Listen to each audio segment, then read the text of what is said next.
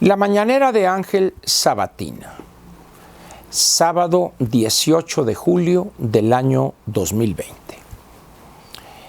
Voy a comentar con usted hoy dos temas que desde mi punto de vista revisten la mayor importancia y desnuda de una manera indubitable el esperpento de gobierno que tenemos hoy.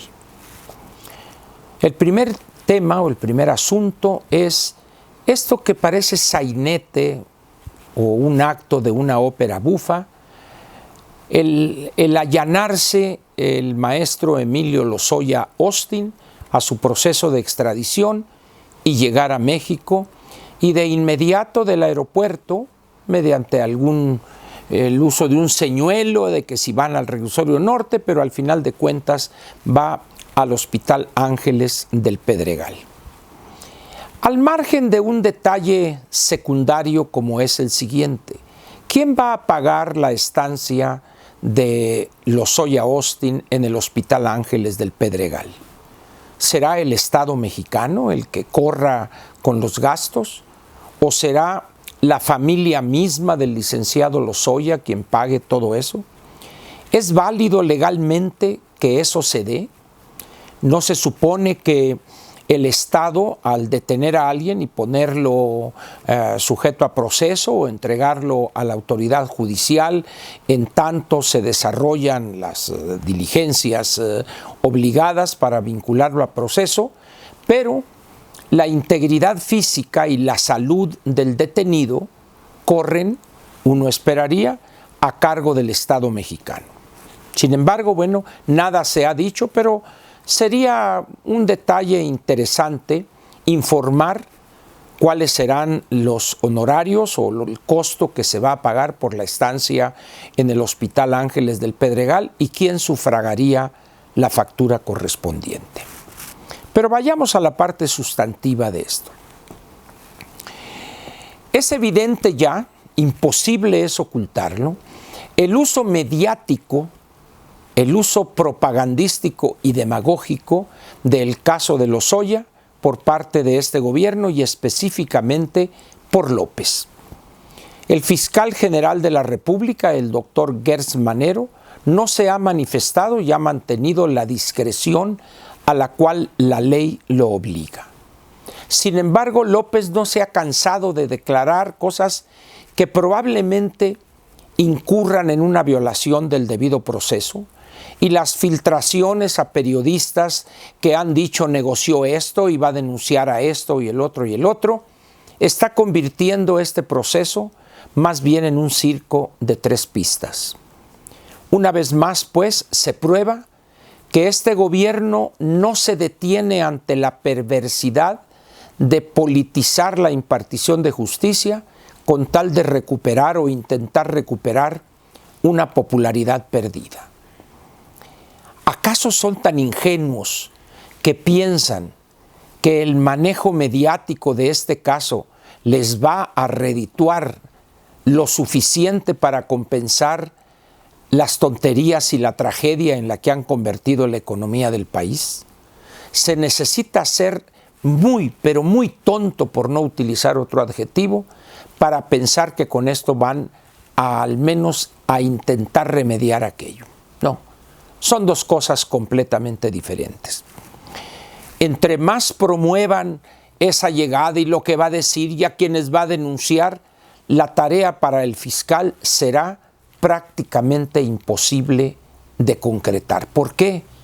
Porque en el momento en que presente él las pruebas que tenga de los delitos cometidos presuntamente por Lozoya Austin, más los que presuntamente cometieron aquellos que va a denunciar, todo eso significará una carga que, hasta donde se sabe, no hay pruebas para sustentar esos dichos ante la autoridad judicial. ¿Qué va a suceder en el momento en que no puedan sustentar debidamente ante el Poder Judicial, ante el juez que conozca del caso, sus señalamientos? ¿Quién va a ser el responsable de ese ridículo? ¿López? Se equivocan. Jamás ha aceptado él un error. ¿Quiénes serán los neoliberales? ¿Los que firmaron ese desplegado hace unos cuantos días? ¿Quiénes van a ser? ¿El fiscal? Pues el decision. ¿El jefe de la unidad de inteligencia financiera? No, ese es protegido de López. Pero va a ser interesante lo que suceda con este caso. Pero vayamos ahora a otro caso que me parece de mayor relevancia y sobre todo de un ataque directo, grave, a la estabilidad del país y a la viabilidad del Estado mexicano. Ayer empezaron a circular por la tarde el mismo video, repetido miles y miles y miles de veces, de un conjunto de vehículos camuflajeados de una manera muy burda, si gusta usted, pero al final de cuentas un camuflaje. Vehículos, la mayor parte de ellos trocas, pickups, y en algunos casos con un blindaje artesanal, con algunas fusiles Barrett calibre .50 montados en la caja de alguna pickup, etc. Los gritos envalentonados de quienes ahí estaban con uniformes que parecían miembros de las Fuerzas Armadas, incluso con una bandera de México en uno de sus costados, en los brazos, ahí como si fueran integrantes activos de las Fuerzas Armadas, y presumiendo su pertenencia a ese grupo que son el grupo de élite perteneciente al cártel Jalisco Nueva Generación. 40, 50 vehículos, no sé, habría 150, 200 personas posiblemente, armadas, como se suele decir, hasta los dientes. Varias preguntas surgen. ¿En verdad piensa usted que esa columna de 40 o 50 vehículos, por más armamento que hayan llevado, representan algo que el ejército mexicano no podría desbaratar en cuestión de minutos? No. Por supuesto que no. ¿Cuántos helicópteros Black Hawk cree usted que necesitaría el ejército para acabar con prácticamente el 100% de lo que ahí se veía? Minutos. Pero ¿qué es lo que pasa? ¿Por qué se pasean con esa impunidad? ¿Por qué exhiben ese reto al Estado mexicano, prácticamente riéndose y retándolo? ¿Sabe por qué? Por la decisión política de contemporizar con esos grupos delictivos del presidente de la República. Aun cuando el comandante de las Fuerzas Armadas, no el comandante supremo, el comandante general 4 estrellas, Crescencio Sandoval, tomara la orden de lanzarle toda la capacidad de fuego a esa columna, en ese momento se imagina usted la destitución iba a ser inmediata. Imposible.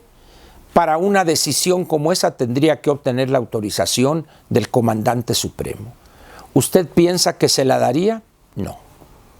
Eso explica por qué esos delincuentes se pasean como Juan en su casa. ¿Qué es más peligroso? ¿Rosario Robles y Emilio Lozoya o lo que estamos viendo en ese video? La respuesta es obvia. ¿Y quién es el responsable de la situación primera de mantener a Rosario Robles en prisión cuando podría tener derecho a la prisión domiciliaria o al arresto domiciliario, y de la situación de Lozoya y de la otra? Es López. No andemos buscando cosas. ¿Cómo justifican sus seguidores esa política? ¿Qué piensan los legisladores, Ricardo Monreal, Mario Delgado?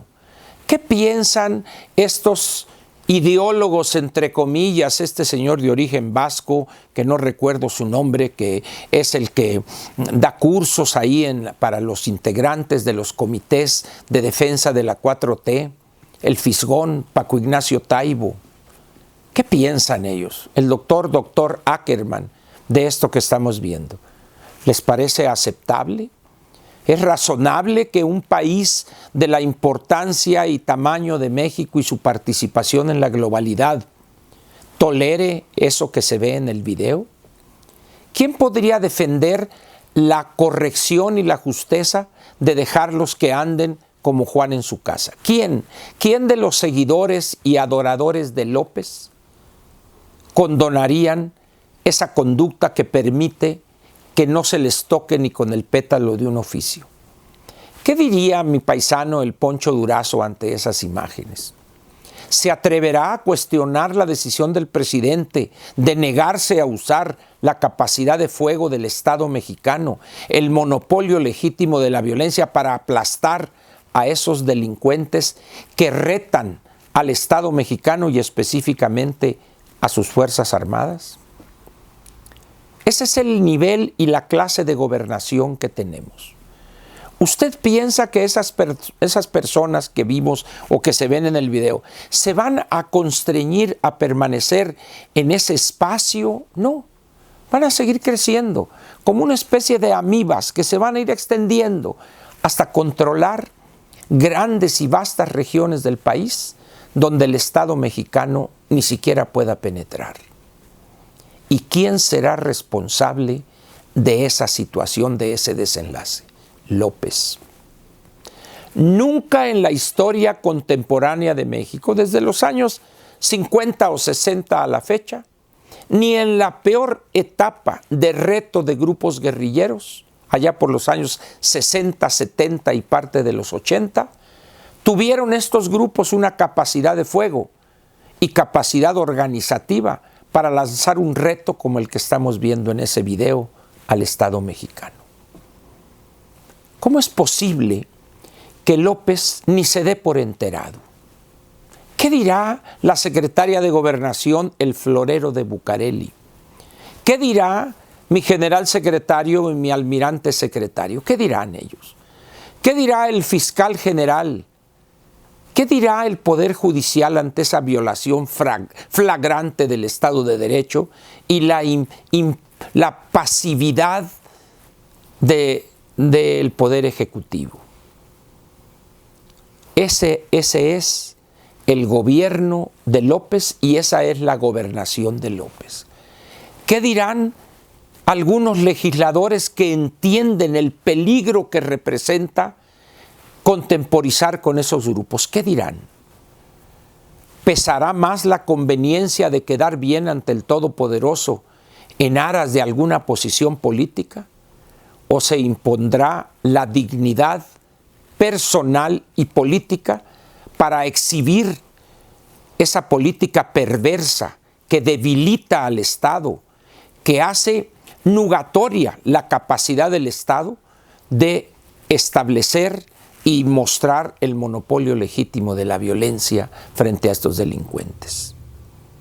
Vea usted esas imágenes una y otra vez para que entienda la magnitud del reto que está frente al Estado mexicano, para que en consecuencia mida usted la irresponsabilidad y la cobardía en la gobernación de López, de ese por el cual más de 30 millones votaron.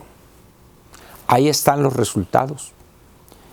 Por eso votaron, eso fue lo que obtuvieron. Ni modo pues,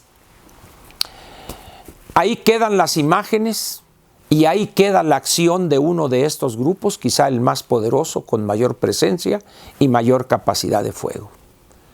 Ese es el México que ha construido en menos de 20 meses López con su grupo de abyectos y serviles que lo rodean, no solo a su alrededor del gabinete, sino también en las dos cámaras del Congreso de la Unión. Muchas gracias y lo espero mañana en la Dominical. Gracias.